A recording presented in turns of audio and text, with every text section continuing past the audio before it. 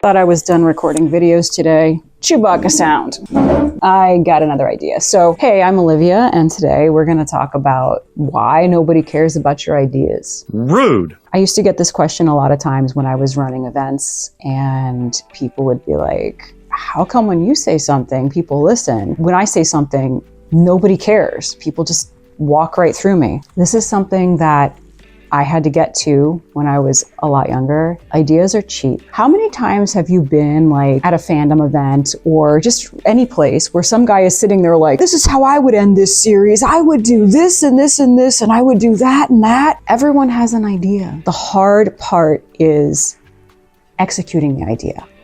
That's the part that is rare. And that's why somebody who might be mediocre at actually doing the idea gets popular, because they're good at actually executing the idea, which means getting the support for it, getting the money for it, getting all of the puzzle pieces into where it needs to go. You can actually be mediocre at creativity and really, really popular because you're good at the execution part of it, the business part of it. That is 90% of the battle, and that sucks. I know I can't do creativity and business at one time. Like if you're asking me to do pitching and things, that's gonna be on a day that I'm not recording videos. I have to separate them on completely different days.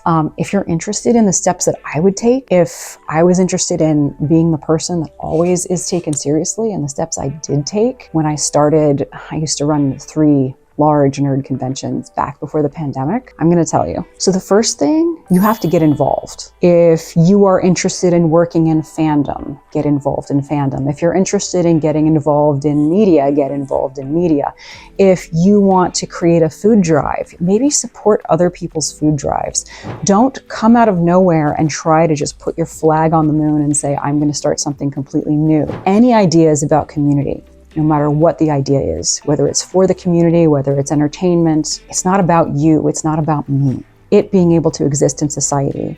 And if you don't get involved in what you are trying to get involved in, it's not gonna work. It's just not. Let's just say you want to start a convention, a comic convention, or a Doctor Who convention. If you've never gone to a convention before, ever in your life, and you just start a convention, who is gonna staff that convention? You won't know anybody. The other events, even if somehow you were able to like have aliens come out of the sky and generate robot people to staff your convention that don't exist, all the other conventions are going to look at you, and all the people that go to those events are going to look at you and be like, who's this person? So the first thing you need to do is get involved in what you like and what you want to contribute to. Make sure that you meet as many people as possible. That is vital. And don't talk about your idea. Be quiet. Help other people. The end. That's all you do in step 1. Step 2, understand what you suck at. If you are good at creating ideas, organizing systems, but you're not good at like getting on the phone and talking to people, then you're gonna wanna kind of think, who can I work with that is good at getting on the phone and talking to people? Understand where your weak points are and make sure that the people that you work with are good at those weak points. You need to complement each other. Otherwise, you're not gonna get anywhere. And step 3,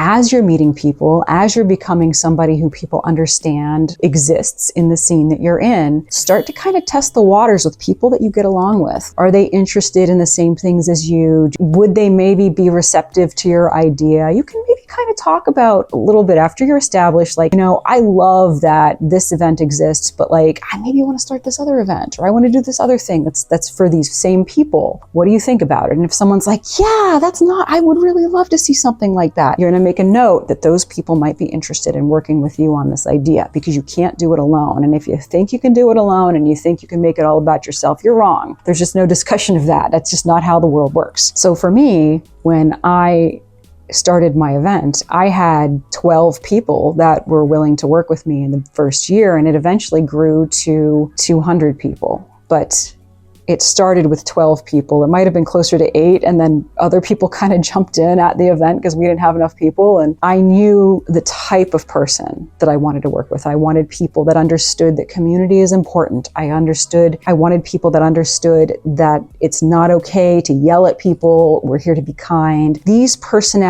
soft skills are skills that you can't teach. That's how a person is. If somebody responds to stress and they immediately start yelling and screaming and using off-color language, that's not something you can train or teach out of them. That is something that you can't work with. It just doesn't work. If somebody responds in a way where they might be just scared and they may need a little bit of information, then that might work. But, you have to figure out, are these people of the same vibe as you? And step 4, don't say a lot. Don't say things that you are not capable of bringing forward. Don't be the person that's at the party constantly yapping about their idea and nothing ever happens. Nobody respects that. There's always that guy at every event, at every party, every single place. He talks about what he's gonna do and how he's gonna be famous and blah, blah. And by the way, if you're doing that for fame, if you're doing something for fame, just don't do it. That's not a real goal. The goal is making the world a better place and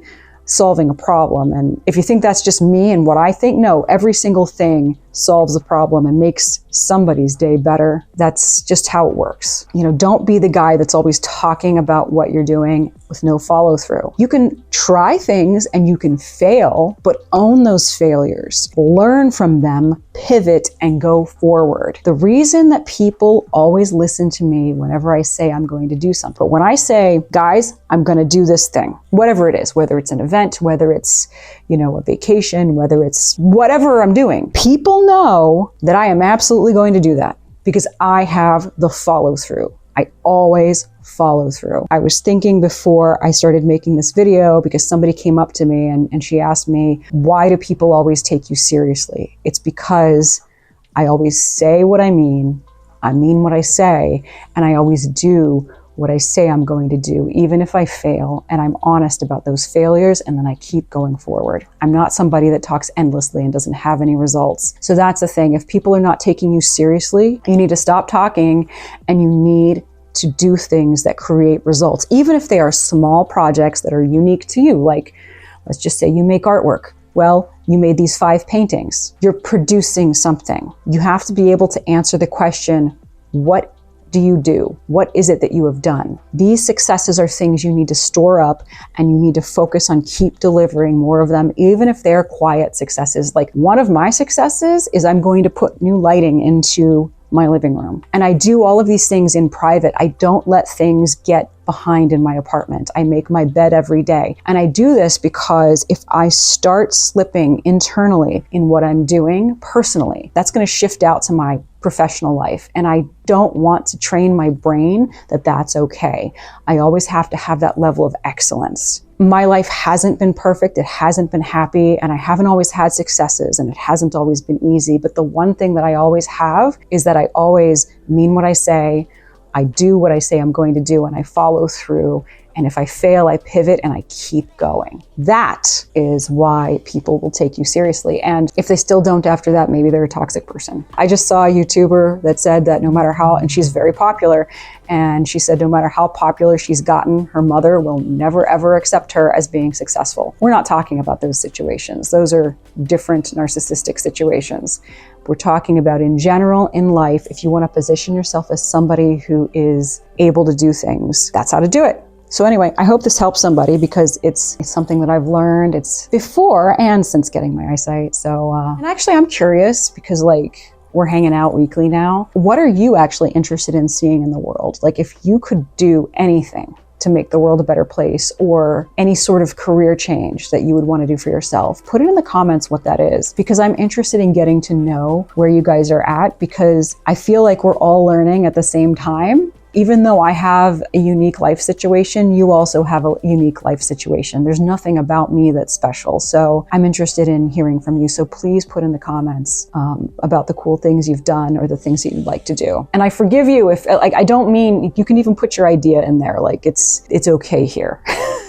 I just mean in real life for the rest of it. Anyway, talk to you later.